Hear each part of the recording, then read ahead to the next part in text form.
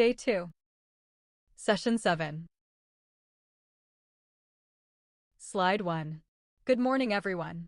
Before we touch any statistics, I want to set the mindset. Today is not numbers for the sake of numbers. It's about building a decision system. DMAC is define, measure, analyze, improve, control, aligned with ISO 13053 and strongly connected to PDCA. The point is simple: improvement without data is opinion, and data without a method becomes noise. So our goal today is to strengthen the architecture behind good decisions, the kind of decisions that survive real operations, not just workshops. Session 7. Slide 2. Here is the roadmap for how we will think today.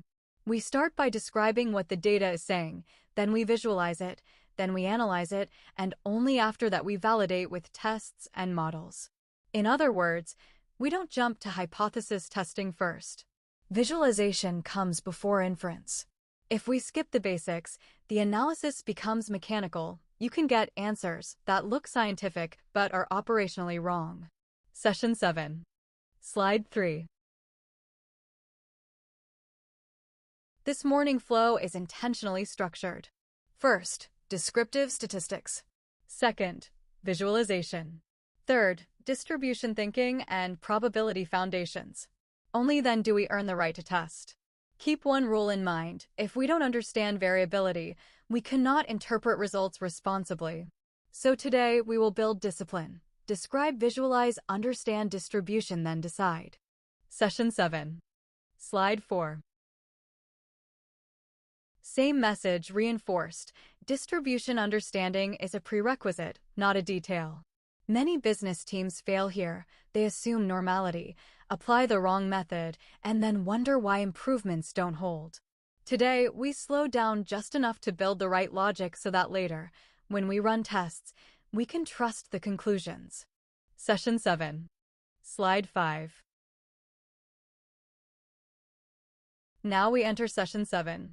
The purpose is to align our language, because wrong language creates wrong analysis. When we say sample, population, X and Y, mean, sigma, these are not academic symbols, they are operational meanings. If we mix sample and population thinking, we will overclaim certainty. If we confuse correlation with causation, we will chase the wrong root causes. So this part is about clarity, what each symbol represents, and what business question it answers. Session 7. Slide 6.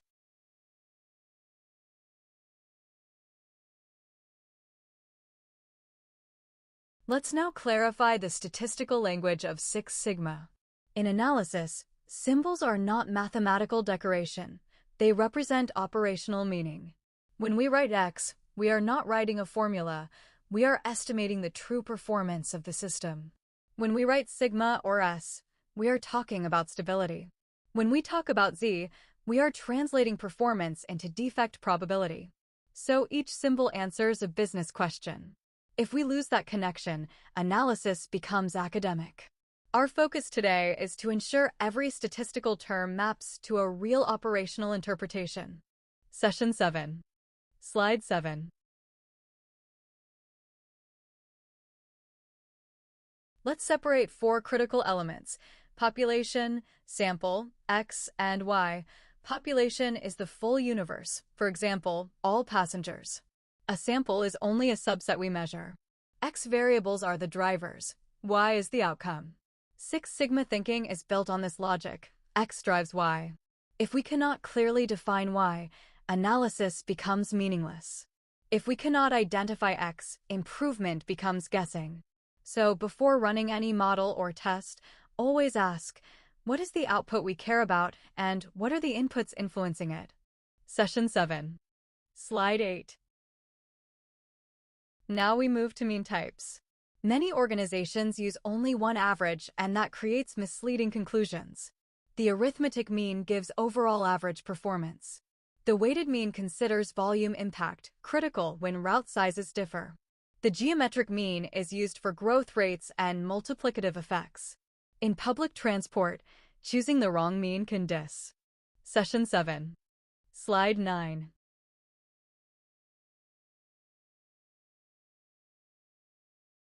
We now move into descriptive statistics, which help us understand the structure of our data before any advanced analysis begins. In operational environments like transportation, averages alone do not tell the full story. We must understand mean, median, mode, and range together. The mean shows overall performance, but it can be distorted by extreme events such as major delays or disruptions. The median shows the typical passenger experience. The mode shows the most frequent condition. The range shows how unstable the system is. Good analysts never rely on a single number. They compare these indicators to understand whether performance is stable, skewed, or volatile. Session 7. Slide 10.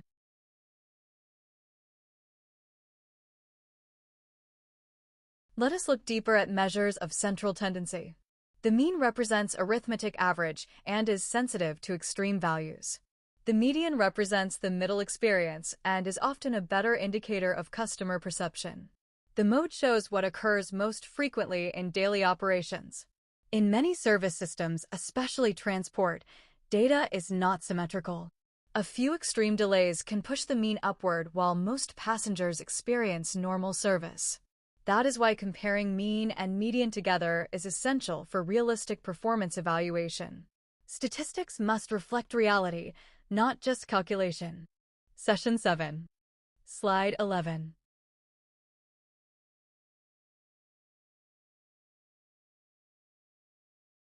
Now, let's discuss standard error of the mean. Many reports present only the average, but without understanding how reliable that average is. Standard error tells us how stable our estimated mean is depending on sample size.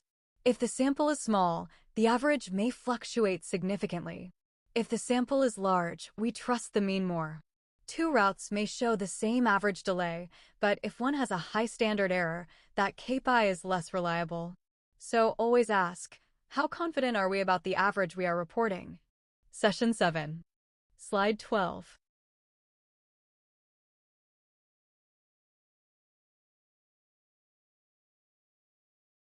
Next, dispersion. Passengers do not experience averages, they experience variability. Range shows total spread. Standard deviation shows typical deviation from mean. Variance supports modeling. Standard error reflects reliability of the mean. In public transport, a route with low average delay but high variability creates frustration. A consistent 6-minute delay is often perceived better than unpredictable delays between 0 and 15 minutes. Stability is a core component of service quality. Session 7. Slide 13.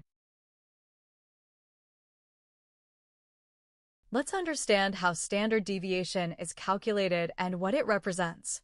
Standard deviation measures how far values spread from the mean. High standard deviation means unstable operations. Low standard deviation means controlled performance. Always interpret SD relative to the mean. A 2-minute SD may be acceptable when average delay is 20 minutes, but critical when average delay is 3 minutes. Context determines meaning. Session 7. Slide 14. Now we connect statistics with tools. Graphical summary in Minitab integrates mean, standard deviation, confidence interval, and distribution shape in one view. The key is to read visuals and numbers together. Never interpret mean alone. Look at histogram, box plot, and confidence interval width. A narrow confidence interval means stable estimation. A wide interval means uncertainty. Visual interpretation prevents analytical blindness. Session 7. Slide 15.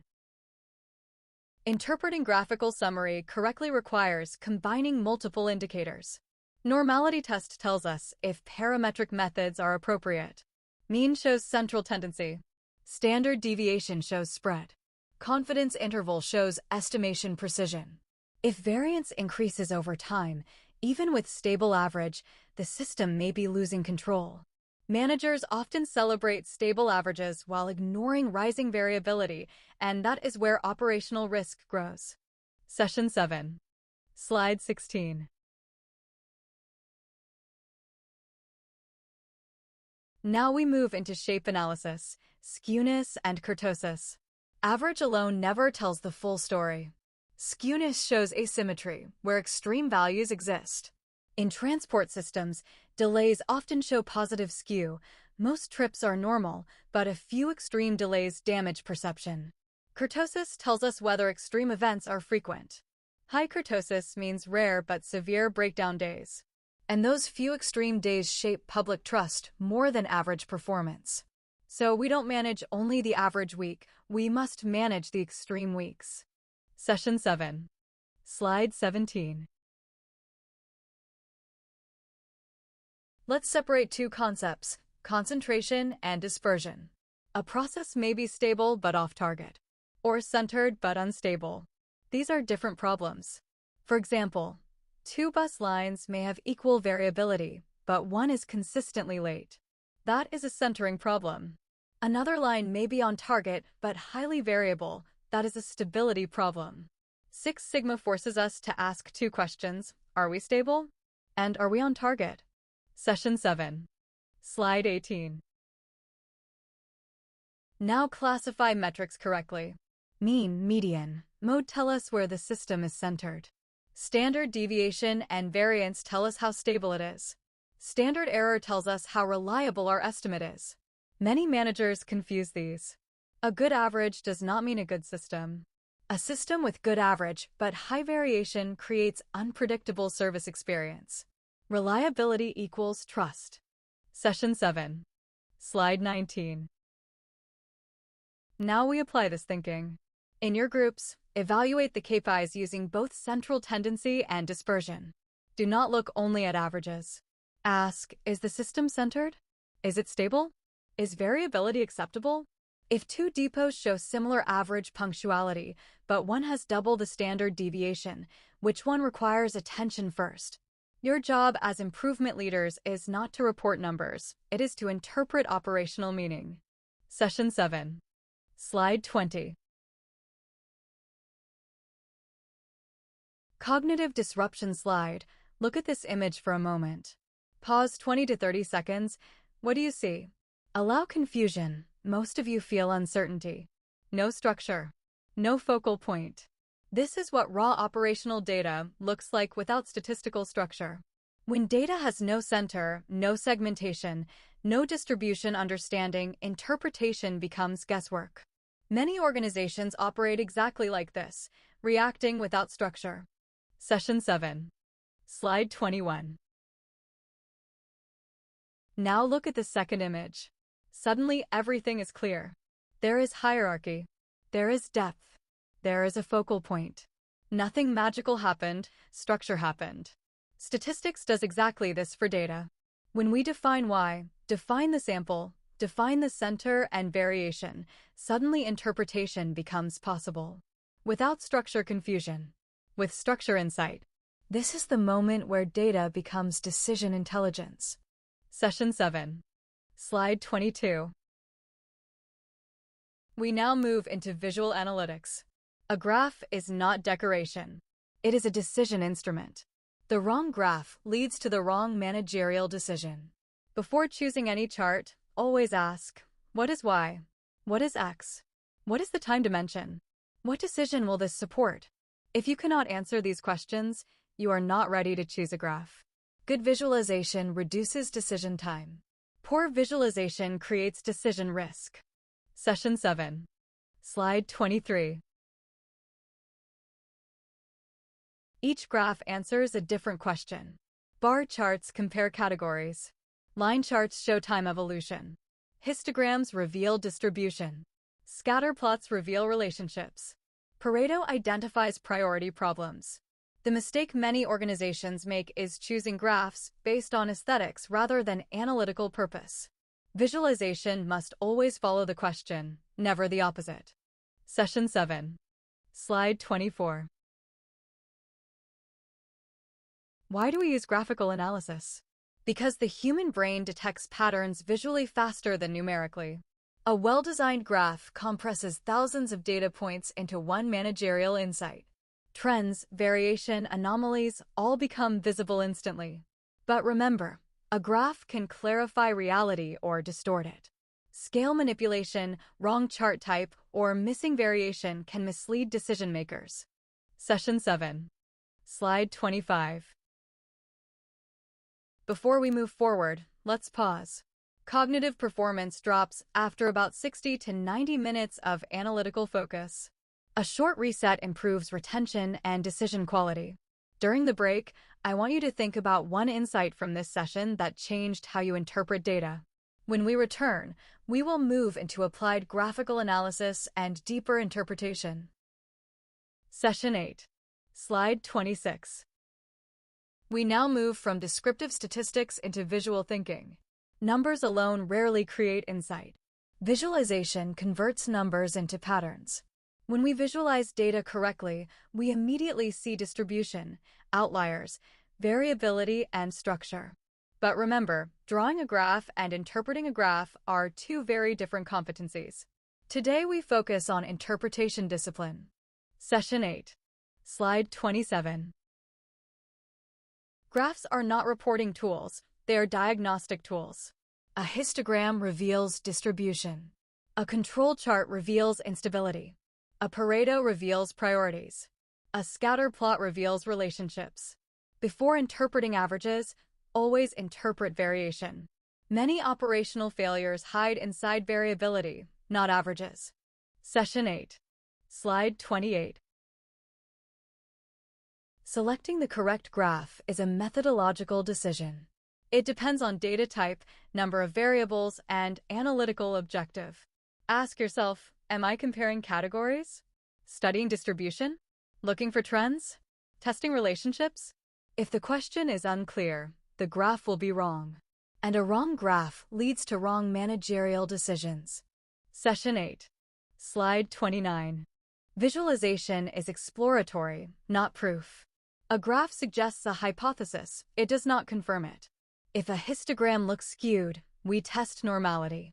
If a trend appears, we validate statistically. Overvisualization can create false certainty. Graphs guide thinking, they do not replace analysis. Session 8. Slide 30. Before using any statistical method, we must clarify data structure. Is the data discrete or continuous? Is this a factor or a level? The data type determines the statistical method. If we classify data incorrectly, we choose the wrong test, and wrong analysis leads to wrong decisions. Session 8. Slide 31. Let's introduce Pareto logic. Improvement resources are always limited. We cannot solve everything at once. Pareto analysis helps us focus on the vital few instead of the trivial many. The purpose is prioritization, not explanation, not root cause validation, only prioritization. This distinction is critical. Session 8. Slide 32. When interpreting Pareto, always follow the cumulative line. The tallest bar alone is not enough. Look for where cumulative impact crosses roughly 70 to 80%. After that point, additional effort produces diminishing returns. This is where strategic prioritization begins. Session 8. Slide 33. Frequency does not always equal impact. A problem that occurs less often may create higher financial loss. That is why we sometimes use cost-based Pareto. Operational frequency Pareto shows where problems happen. Cost Pareto shows where money is lost. Strategic decisions must consider both. Session 8. Slide 34. Pie charts show proportion, nothing more. They do not show trend, variation, or causality. Use pie charts only when you want to visualize composition of a whole, and only when category count is limited. Otherwise, interpretation becomes visually misleading. Session 8. Slide 35. Formatting decisions influence perception. Ordering slices, labeling percentages, grouping small categories, these are not cosmetic choices. They shape how managers interpret reality. Poor formatting reduces credibility and clarity in executive communication. Session 8. Slide 36. This slide compares expectation versus measured reality. Managers often believe they know the dominant problem. data often shows otherwise. Visualization reveals perception gaps, and improvement begins where perception and reality diverge. Session 8. Slide 37. Now you will select the correct graph and interpret it. Before drawing anything, define the purpose. Are you prioritizing causes? Showing proportions? Comparing categories? Graph SE. Session 8. Slide 38. Now we move from comparison to relationship analysis. Scatter plots help us understand whether two variables move together. But remember, correlation does not prove causation. It only signals a possible relationship worth investigating. Our job is not to jump to conclusions, but to ask better questions. Session 8. Slide 39. Here we examine driving speed versus fuel consumption. First, identify X and Y clearly. Speed is the driver. Fuel consumption is the result. Then look at direction, strength, and spread. Is the relationship consistent? Are there outliers? If speed increases fuel usage, what operational policy might follow? Session 8. Slide 40. Line charts show behavior over time, not relationships behavior. Always start by identifying the time axis. Then look for trend direction, stability, and sudden shifts. A single data point is noise. A pattern over time is insight. Managers must think in trends, not points. Session 8. Slide 41. Every time series has three elements: variation, stability, and trend. Your role is to distinguish them. Random fluctuation does not require action, but a sustained trend does. Overreaction to noise creates chaos. Ignoring real trend creates risk. Analytical leadership means knowing the difference. Session 8. Slide 42. Now compare multiple lines. This is where real operational insight appears. Averages hide differences. Comparison reveals them. Which route behaves differently? Which vehicle consumes more? Which depot shows instability? Improvement opportunities emerge from comparison, not from overall averages. Session 8. Slide 43. Managers act on deviation, not on averages. Expected versus actual analysis shows where performance left the planned path. Your job is to detect deviation early. Then ask, is this random variation or structural change? Every sustained gap requires investigation. Session 8. Slide 44. We take a short cognitive reset. Before the break, mentally summarize what you learned. What surprised you most? What would you apply in your own operation tomorrow? Reflection consolidates analytical learning. Session 9. Slide 45.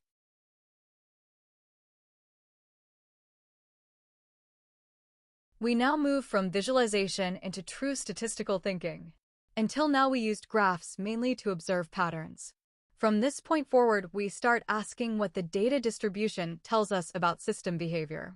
In operational environments like transport systems, manufacturing, or services, averages alone are never sufficient. Two systems with the same average can perform completely differently depending on variation.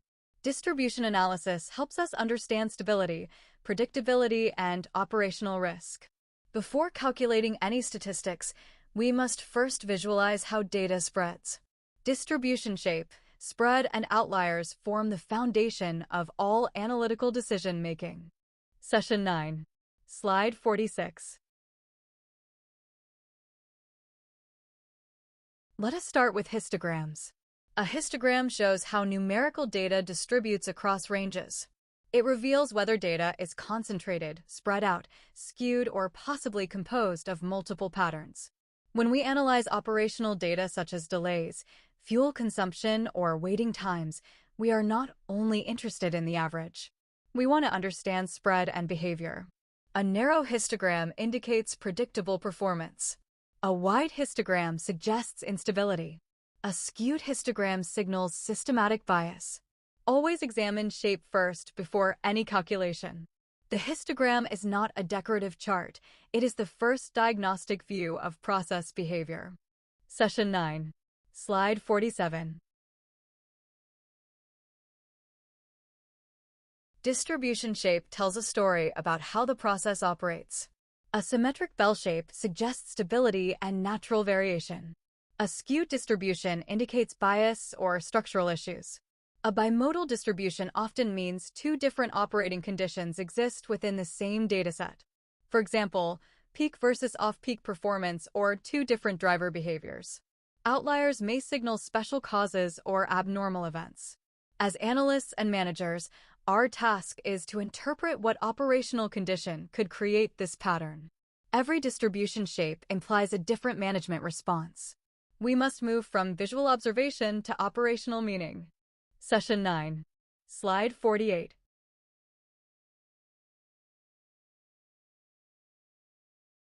Now we compare mean and mode. In a perfectly balanced process, mean, median, and mode are close. When the mean shifts away from the mode, the distribution becomes skewed or influenced by extreme values.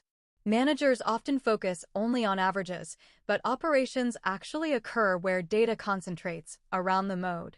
If the average meets target but most observations cluster away from target, performance is misleading.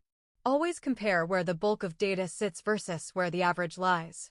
This gap often reveals hidden inefficiency or risk. Session 9. Slide 49.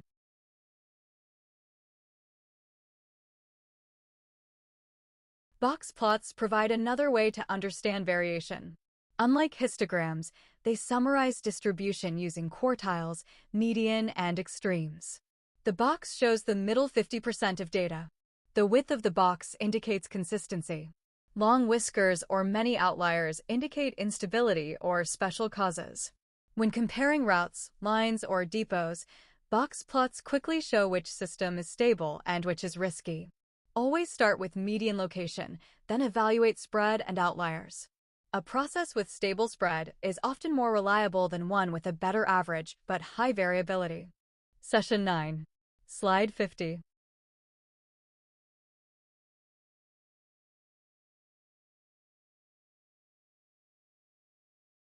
To interpret box plots correctly, we must understand quartile logic. The box represents Q1 to Q3, the central 50% of data. The median shows the center. Whiskers show range and potential extremes. If the median is not centered within the box, the distribution may be skewed. If whiskers are very long, variation is high. Box plots allow rapid stability assessment without detailed calculations. For decision makers, this is powerful. We can quickly see which process is predictable and which requires intervention. Session 9. Slide 51. When we compare multiple box plots, insight deepens. We can evaluate differences across lines, vehicles, operators, or depots. First, compare median levels, then compare spread. A slightly lower median with tight spread may be preferable to a higher median with large variation. Stability often matters more than peak performance. Comparison allows us to identify best performers, unstable groups, and improvement priorities. Operational insight always comes from comparison, not isolated observation. Session 9. Slide 52. Comparing median and variation together helps detect meaningful performance differences. If two groups have similar medians but different spreads, management should focus on variation reduction. Consistency builds predictability, and predictability supports service reliability. Always interpret level and stability together. Decisions based only on averages frequently miss hidden risk. Session 9. Slide 53. Multi-factor comparison adds another dimension. When we compare operators and lines together, we separate human effect from system effect. One operator may perform consistently better on the same line, indicating training or behavior differences. Or one line may produce variation regardless of operator, indicating system constraints. Always separate sources of variation before concluding. Stability analysis helps identify whether improvement should target people, process, or infrastructure. Session 9. Slide 54. Before applying any statistical tool, we must classify data correctly. Continuous data can be measured and averaged meaningfully, such as time, distance, or fuel consumption. Discrete data is categorical or count-based, such as vehicle type or route number. Misclassifying data leads to incorrect analysis and wrong decisions. For example, averaging vehicle types or line numbers is meaningless. Correct data classification determines correct visualization and statistical method selection. Session 9. Slide 55. To understand probability-driven variation, consider the binomial process. Repeated random events create structured distribution patterns. Over many repetitions, distributions often approach a normal shape. This demonstrates that stable systems still produce variation. Not every deviation indicates a problem. Many variations are natural outcomes of probability. Managers must learn to distinguish natural variation from special causes requiring intervention. Session 9. Slide 56. Normal distribution helps us interpret stability and predictability. Systems with the same average can behave very differently depending on spread. A narrow distribution indicates stable and predictable performance. A wide distribution suggests risk and unpredictability. In operations, predictability often matters more than average performance. Decision makers must evaluate not only central value, but also consistency. Session 9. Slide 57. Z-scores connect variation to probability. They show how far a value lies from the mean in standard deviation units. Using probability tables, we can estimate how often extreme outcomes occur. This translates statistical variation into operational risk. For example, how often will delays exceed acceptable limits? Z-analysis converts statistical thinking into decision-relevant insight. Session 9. Slide 58. The normal distribution becomes the language of predictability. Most observations cluster near the mean, while extreme values are rare but important. Understanding how much data lies within 1, 2, or 3 standard deviations allows managers to estimate reliability and risk. Statistical thinking is not theory, it is a decision tool for managing performance and uncertainty. Session 9. Slide 59. We now take a short break to consolidate what we have explored. During this pause, reflect on how distribution thinking changes the way we interpret performance. After the break, we will move from understanding variation to using it for deeper analytical decisions. Session 10. Slide 60. We now move from descriptive statistics into inferential decision-making. Until now, we described what happened. From this point forward, we evaluate whether what we observe is real or simply random variation. In operational environments such as public transport, fuel consumption, delays, or passenger time may appear different across lines or operators. But are these differences real? Or are they just natural variation? Confidence intervals and hypothesis logic allow us to make decisions with statistical confidence rather than intuition. This marks the transition from observation to evidence-based decision-making. Session 10. Slide 61.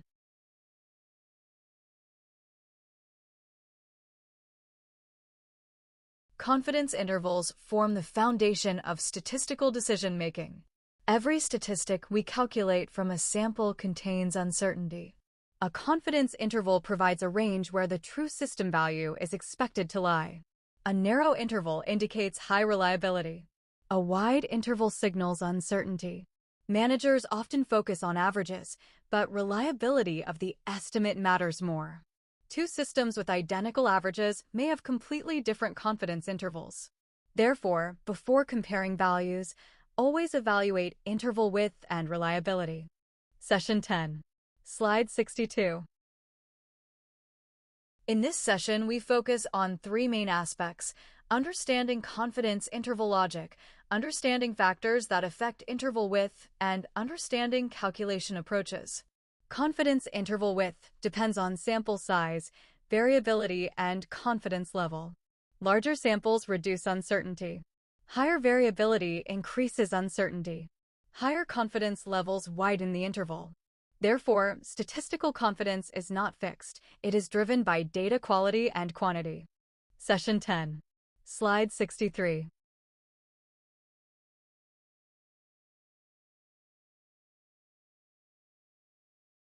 Sample statistics vary from sample to sample.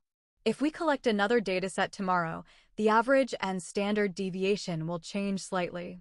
Confidence intervals quantify this uncertainty. Without interval thinking, managers may trust a single number too strongly.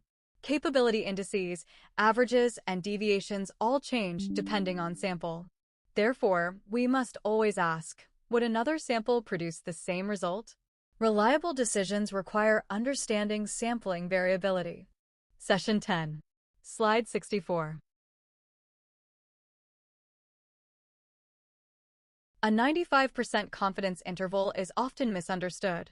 It does not mean there is a 95% probability that the parameter lies inside this specific interval. Instead, it means that if we repeat sampling many times, about 95 out of 100 calculated intervals will contain the true value. This is a reliability statement about the method, not a guarantee about a single result. Statistical thinking requires moving from deterministic language to probabilistic reasoning. Session 10. Slide 65.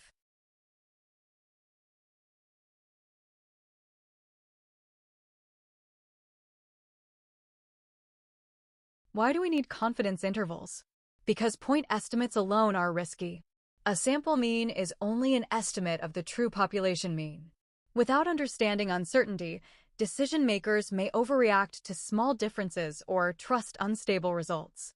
Confidence intervals provide a decision safety range.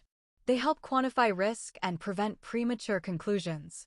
In real operations, decisions must consider uncertainty, not only values. Session 10. Slide 66.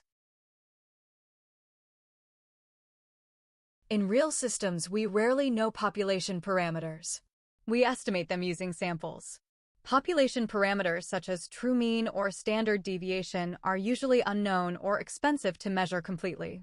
Samples provide the best available estimate, but every sample contains variability. Therefore, sample statistics are not exact truth, they are approximations. Understanding this difference is essential for analytical maturity. Session 10. Slide 67. Let us now look at confidence interval calculation for the mean. When population standard deviation is unknown and sample size is small, we use the t-distribution. The confidence interval is constructed around the sample mean using sample deviation and sample size. Larger samples reduce uncertainty and narrow the interval. This protects decisions from sampling error. Managers should never approve major decisions based only on averages without knowing interval reliability. Session 10. Slide 68.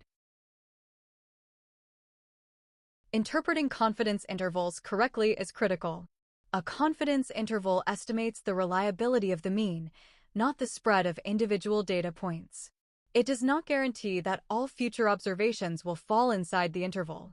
Instead, it tells us how confident we are in our estimate of the system's true average.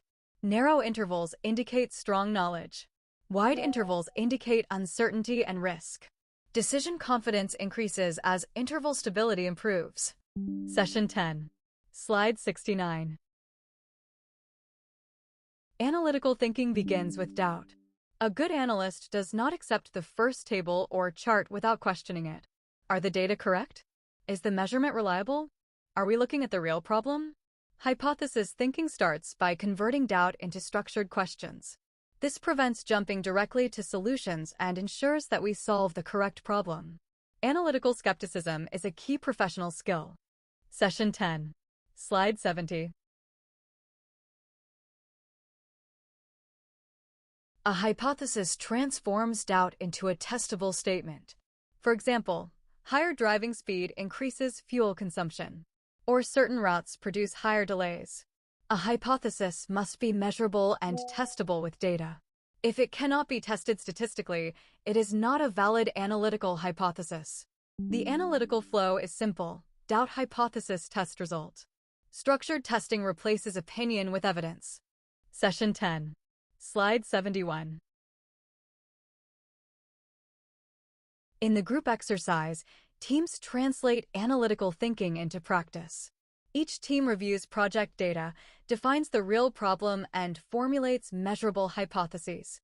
The goal is not to jump to solutions, but to define testable relationships. Teams must connect business problems to measurable variables and identify possible statistical tests. This step builds analytical discipline before advanced testing. Session 10. Slide 72.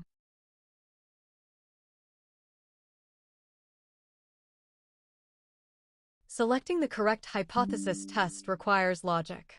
First, identify data type, continuous or discrete. Then check distribution, normal or non-normal. Then define objective, comparing means, variation, or proportions. Only after this logical path should a statistical test be selected. Choosing tests directly from software menus without this logic leads to incorrect conclusions. Methodological discipline is essential. Session 10. Slide 73.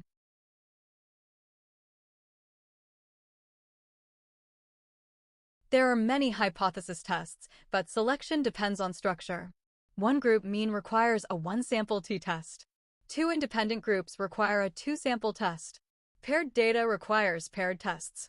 Three or more groups require ANOVA. Variance comparisons require F-tests or similar methods. Misclassifying data structure leads to incorrect results. Always define groups and objective before selecting a test. Session 10. Slide 74. For proportion or attribute data, different tests are required. Proportion tests evaluate categorical outcomes such as on-time versus late or defect versus non-defect. These cannot be analyzed using mean comparison tests. Correct classification of data type ensures correct statistical test selection. Analytical accuracy begins with proper data understanding. Session 10. Slide 75. We now take a short structured break. Use this time to reflect on how statistical confidence changes decision-making. When we return, we will deepen our analysis using hypothesis testing and advanced methods. Maintain focus and return ready for deeper analytical work. Session 11. Slide 76. We are now entering the most critical part of analytical decision-making, hypothesis testing. Until this moment, we have focused on understanding data visually and descriptively. From this point forward, we will use data to support real operational decisions. Hypothesis testing allows us to determine whether a difference we observe is real or simply random variation. In transport operations, this distinction determines whether we change a system or keep it stable. Session 11. Slide 77. Before running any statistical test, we must classify the comparison structure correctly. Every hypothesis test depends on what we are comparing. Are we comparing a system to a target? Are we comparing two independent groups? Or are we comparing the same system before and after a change? If we misclassify the comparison structure, even the most accurate statistical test will produce misleading conclusions. Session 11. Slide 78.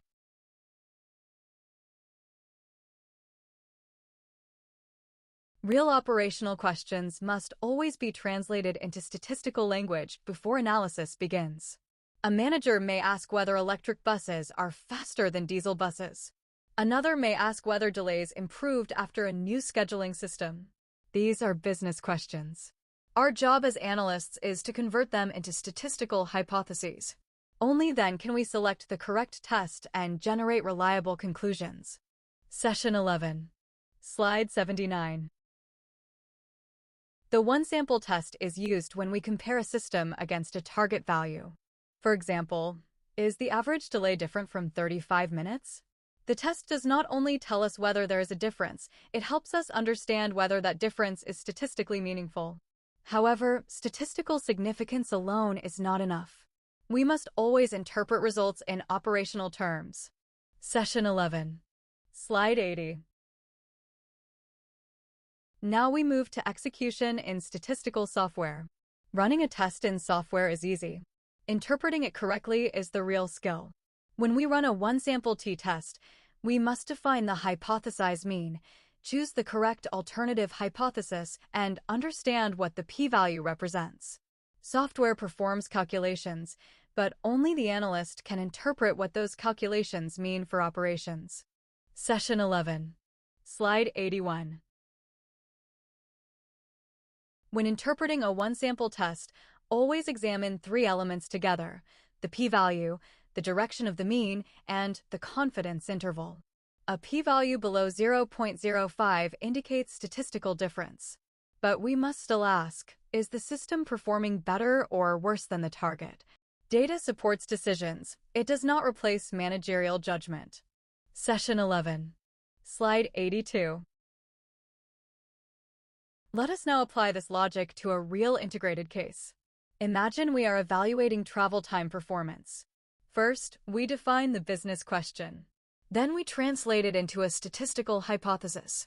Then we choose the correct test. This structured flow prevents random testing and ensures that analysis supports real operational improvement. Session 11. Slide 83. Two-sample comparisons are used when we compare two independent systems. For example, electric versus diesel buses. We want to know whether the difference in average performance is statistically meaningful. Visual differences in charts may look convincing, but only statistical testing can confirm whether that difference is real or due to variability. Session 11. Slide 84. Running a two-sample test in software requires correct data structure. One column must contain the measured variable. Another must contain the grouping variable. If this structure is incorrect, the statistical result becomes meaningless. Software will always produce a result, but it may be the result of the wrong question. Session 11. Slide 85. Interpreting a two-sample test requires discipline. If the p-value is greater than 0.05, we cannot conclude that systems are equal. We can only conclude that there is insufficient evidence of difference. This distinction is critical. Statistics rarely proves equality, it only detects differences. Session 11. Slide 86. Before moving forward, always remember, statistical analysis must follow logical structure. Define the problem, define the hypothesis, select the test, then interpret the result. Skipping any of these steps leads to unreliable decisions and wasted analytical effort. Session 11. Slide 87. Sometimes we test whether an improvement exceeds a target level. For example, did a new system reduce delays by more than 10 minutes? This requires a directional hypothesis. The setup must reflect the operational goal. If the hypothesis direction is incorrect, the final decision will also be incorrect. Session 11. Slide 88. Executing directional tests in software requires careful setup. Column order, hypothesis direction, and difference definition must all align with the business question. Software cannot understand business intent, only the analyst can. Analytical discipline is what ensures correct decisions. Session 11. Slide 89. After running the test, we must verify improvement carefully. Statistical significance alone is not enough. We must confirm that improvement exceeds the required operational threshold. Confidence interval lower bounds often provide the strongest evidence of reliable improvement. Session 11. Slide 90. We now move to proportion tests. Not all data is continuous. Many operational metrics are categorical: on-time versus late, defect versus non-defect, satisfied versus unsatisfied. In these cases, proportion tests provide the correct analytical approach. Choosing the correct test depends on understanding the data type. Session 11. Slide 91. Proportion tests follow the same logic as mean tests, but apply to categorical outcomes. We may compare a rate against a target or compare two systems. Correct classification determines the test. Incorrect classification leads to meaningless conclusions, even if calculations are correct. Session 11. Slide 92. In real cases, we must translate operational stories into statistical structure. For example, satisfaction rates or failure rates must be converted into proportions. Once translated correctly, statistical testing becomes straightforward and decision-focused. Session 11. Slide 93. Running a proportion test in software requires correct inputs, number of events, total sample size, and hypothesis direction. Small input errors can completely reverse conclusions. Always verify setup before interpreting results. Session 11. Slide 94. Interpreting borderline results requires strict discipline. If p-value equals the threshold, we do not reject the null hypothesis. Statistical discipline must be absolute. Overconfidence in borderline results leads to risky decisions. Session 11. Slide 95. In two-proportion comparisons, defining the event correctly is critical. Improvement may mean reduction in failure rate. If we define the event incorrectly, conclusions will be reversed. Analytical clarity must come before calculation. Session 11. Slide 96. When running two-proportion tests, always confirm counts, totals, and hypothesis direction. Software will calculate exactly what you request, even if the request is logically incorrect. Responsibility always remains with the analyst. Session 11. Slide 97. Finally, remember that statistical insignificance does not prove equality. It only indicates insufficient evidence of difference. Management decisions must consider risk, cost, and strategic impact alongside statistical results. Session 11. Slide 98. We will now take a short analytical break. Use this time to reset mentally. When we return, we will continue with advanced analysis and deeper decision logic. Session 12. Slide 99.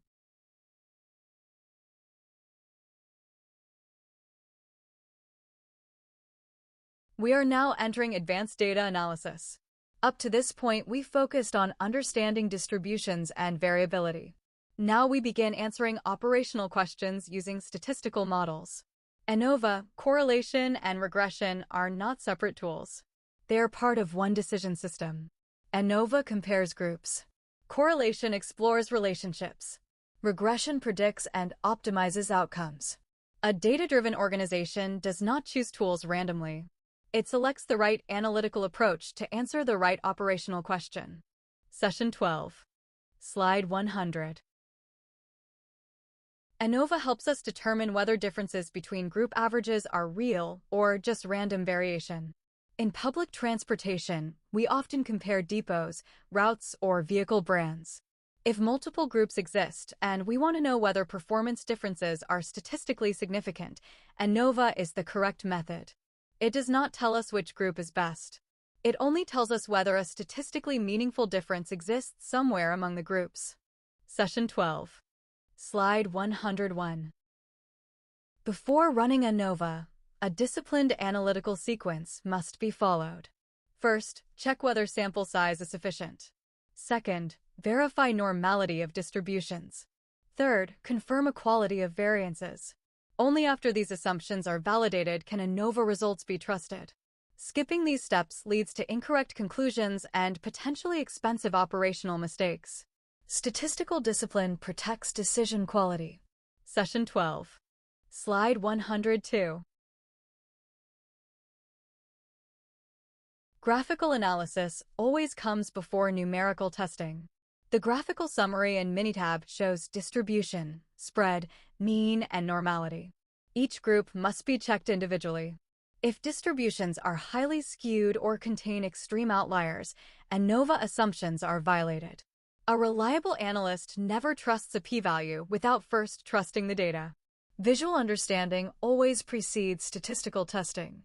Session 12. Slide 103. Real analysis begins with data cleaning. Outliers, small sample sizes, or inconsistent measurements must be questioned. One incorrect data point can completely change the decision outcome. Removing or keeping a value is not a mechanical step. It is an analytical judgment. Good analysts challenge data before analyzing it. Weak analysts run tests immediately. This is where analytical thinking separates from button pushing. Session 12. Slide 104.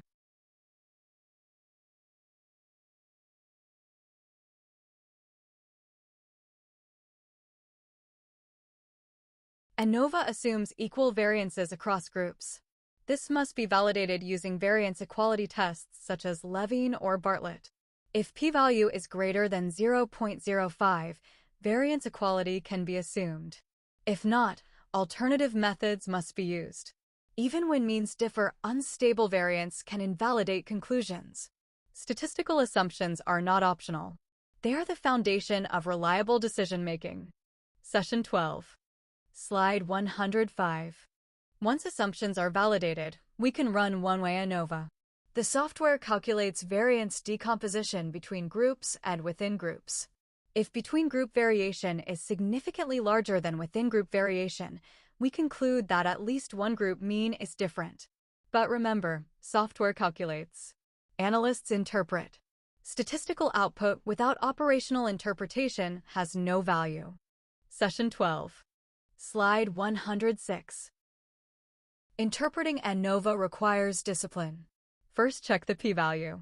If p less than 0.05, reject the null hypothesis. This means at least one group differs. But ANOVA does not tell which group or how. Post hoc comparisons are required. Managers often jump directly to conclusions after seeing a significant p-value.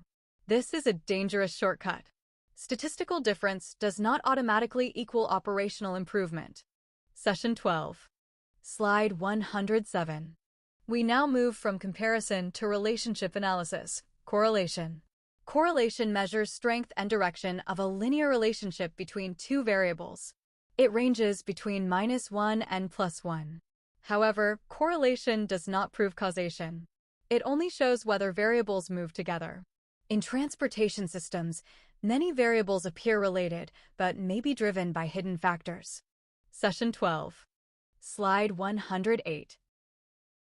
The correlation coefficient R tells us two things: direction and strength. A positive value indicates variables move in the same direction. A negative value indicates inverse movement. A value close to 0 suggests no linear relationship. However, zero correlation does not always mean no relationship exists. Nonlinear patterns may still be present.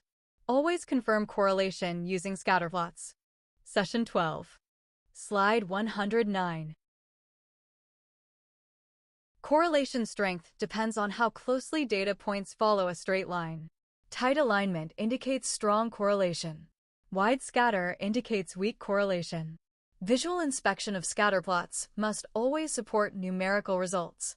Numbers alone can mislead decision makers. A strong analytical culture combines numerical interpretation with visual validation. Session 12.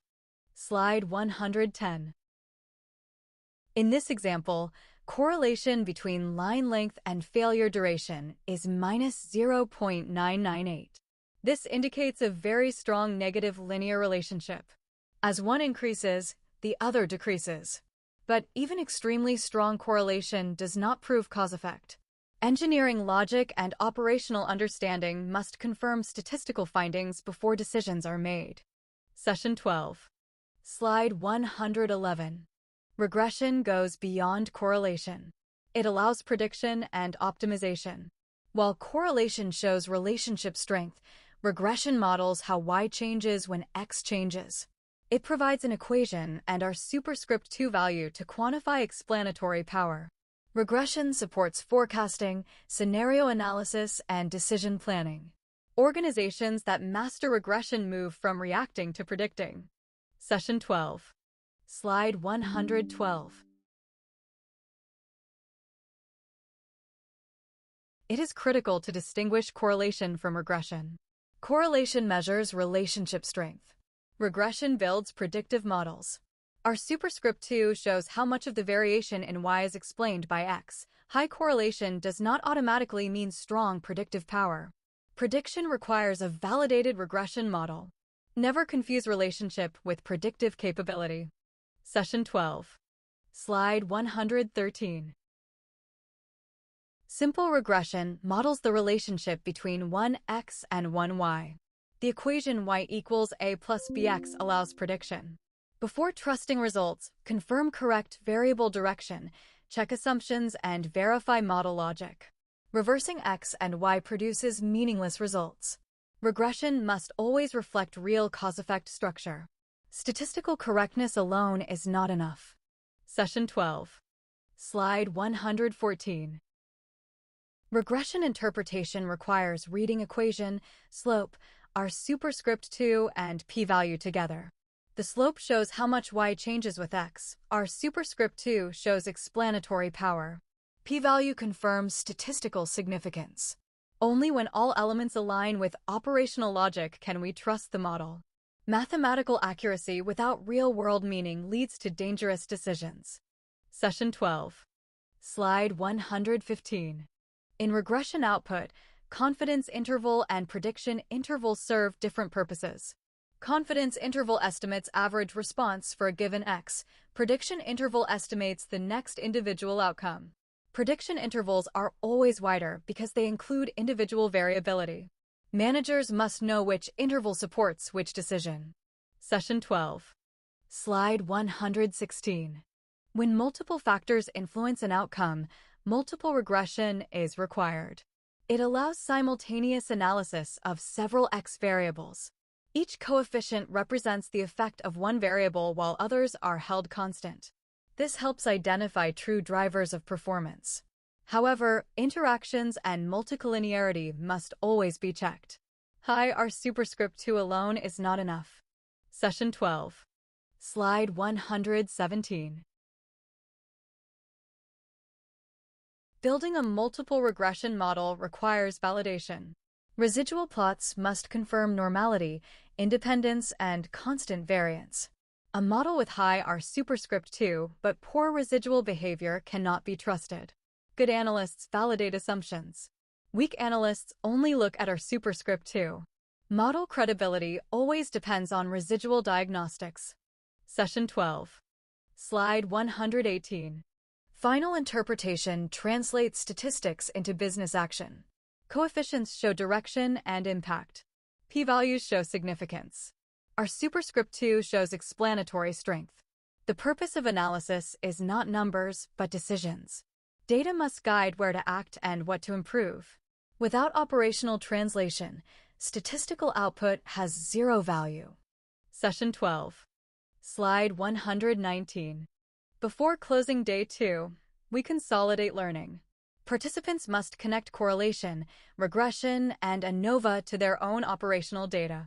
Reflection strengthens retention. Questions reveal misunderstandings. The goal is not only to understand statistics, but to apply them confidently in real decisions. Session 12. Slide 120. We close the session by reinforcing the core message: data must drive decisions. Correlation is not causation. Regression predicts but does not guarantee. ANOVA detects differences but does not choose strategy. Analytical thinking is a discipline that improves every operational decision. Tomorrow begins with applying what we learned today.